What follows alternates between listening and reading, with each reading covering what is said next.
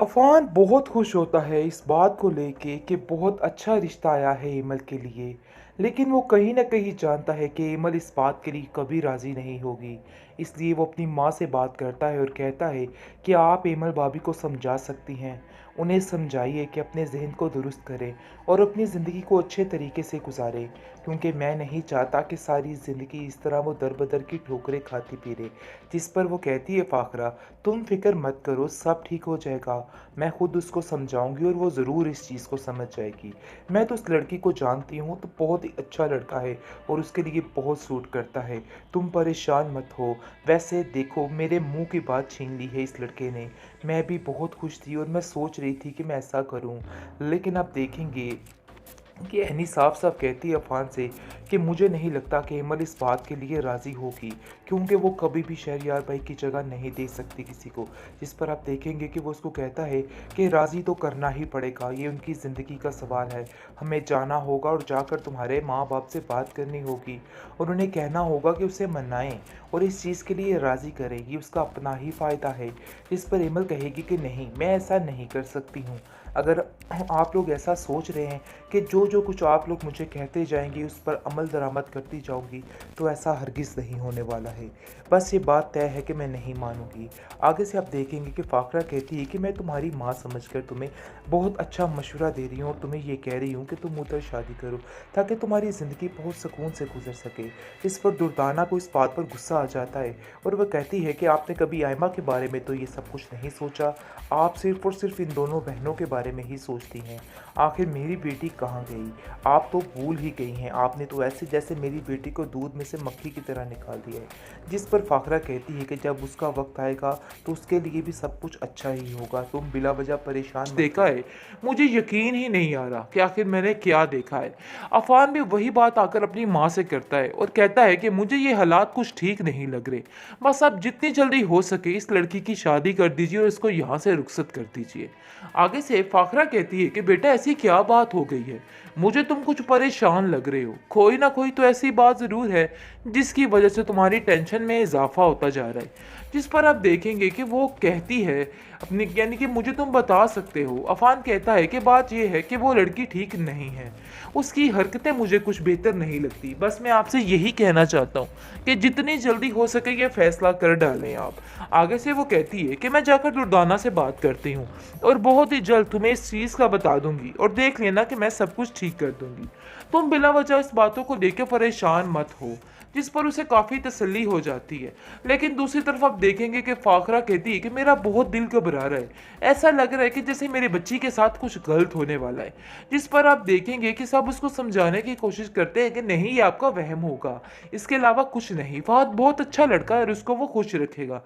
Any काफ़ी तसल्ली देती है अपनी सास को और कहती है कि आप बिला वजह परेशान ना हो, सब कुछ ठीक हो जाएगा, देख लेना, मुझे यकीन है इस चीज़ का। लेकिन फ़ाखरा कहती है कि कोई ना कोई तो ऐसी हलचल मेरे दिल में है जो बज रही है और हर वक्त मुझे परेशान कर रही है। आखिर ऐसी क्या वजह है जो मैं इतनी परेशान हूँ? जिस पर आप देखेंगे वो कहती है कि मैं अपनी बेटी के पास जाना चाहती हूँ और उसको जाके देखना चाहती हूँ कि आखिर ऐसी क्या वजह है, सारा कुछ क्या हुआ, ये मामलात हो रहे हैं, मैं क्या करूँ, मुझे तो कुछ समझ नहीं आ रहा है। जिस पर अपनी बेटी से वो बात करती है और कहती है कि बेटा तुम ठीक तो हो, तुम परेशान मत हो ना, सब कुछ ठीक हो जाएगा। जिस पर आप देखेंगे कि फरी अपनी माँ से कहती है कि आप लोगों ने कुछ अच्छा करने के लिए मेरे पास छोड़ा भी है कि नहीं, और आप मुझसे पूछ रहे हैं कि मेरे साथ कुछ ठीक हुआ कि नहीं हुआ। खैर छोड़िए इन बातों को। आयमा की मकारियां सर चढ़ के बोलने लग चुकी हैं और तंग आ चुका है बेचारा फान इसकी इस हरकतों की वजह से।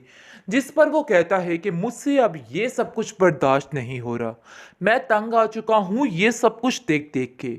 और वो आयमा को कहता है मैं तुम्हें बार बार समझाने की कोशिश कर रहा हूँ कि अपने आप को ठीक कर लो। तुम क्या समझ रही हो कि एनी को छोड़ के मैं तुम्हारे जैसी लड़की के पीछे आ जाऊंगा? देखो ऐसा वैसा कुछ भी नहीं होने वाला। अगर तुम ऐसा सोच रही हो तो अपने दिमाग से निकाल दो। मैं आज ही बात करता हूँ कि तुम्हारी शादी कर दी जाए। जिस पर आप देखेंगे कि वो उसको कहती है कि पहले जाकर अपनी एमल भाभी की शादी करवाओ और फिर मेरे बारे में सोचना। पता नहीं क्यों तुम्हें बार बार मेरी ही तरफ ध्यान जा रहा है।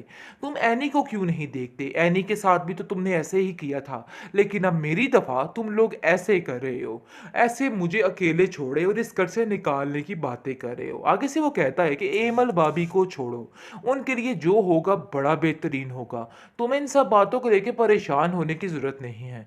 घर आके अफान अपनी खाला से कहता है कि जितने जल्दी हो सके अपनी बेटी का रिश्ता तलाश करना शुरू कर दीजिए, क्योंकि मैं तंग आ चुका हूं। कभी वो एमल के पीछे और कभी एनी के पीछे खवार होती रहती है, पता नहीं कब उसका दिमाग ठिकाने पर आएगा। दुर्दाना कहती है कि वाह भाई वाह, आप दोनों माँ बेटा ने तो ये ठान ली है कि जितनी जल्दी हो सके मेरी बेटी को इस घर से निकाल देंगे। ऐसा आप कैसे कर सकते हैं? मैं ये चीज़ कतई बर्दाश्त नहीं कर सकती।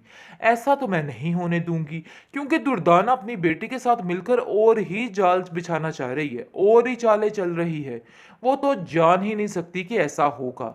जिस पर फाखरा को कहती है कि मैं तो ऐसा नहीं होने दूंगी, मेरी बेटी इस घर में बड़े सुकून के साथ है।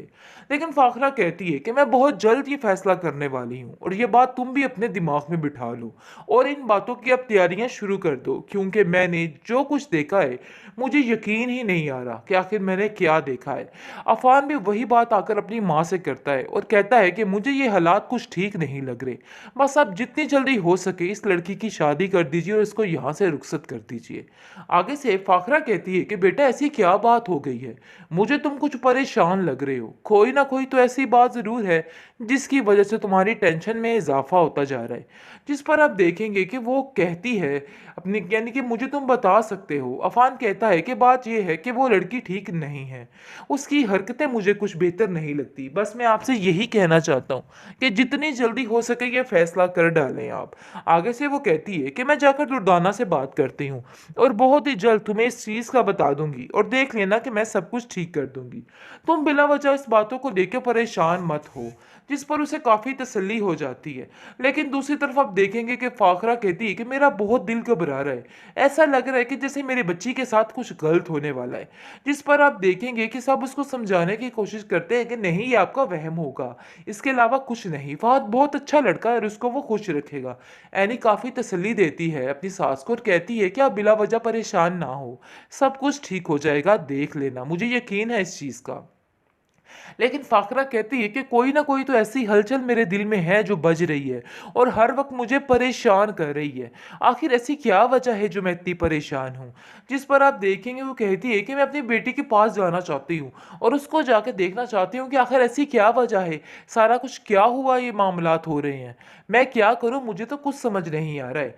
जिस पर अपनी बेटी से वो बात करती है और कहती है कि बेटा तुम ठीक तो हो, तुम परेशान मत हो ना, सब कुछ ठीक हो जाएगा। जिस पर आप देखेंगे कि फरी अपनी माँ से कहती है कि आप लोगों ने कुछ अच्छा करने के लिए मेरे पास छोड़ा भी है कि नहीं, और आप मुझसे पूछ रहे हैं कि मेरे साथ कुछ ठीक हुआ कि नहीं हुआ। खैर छोड़िए इन बातों को,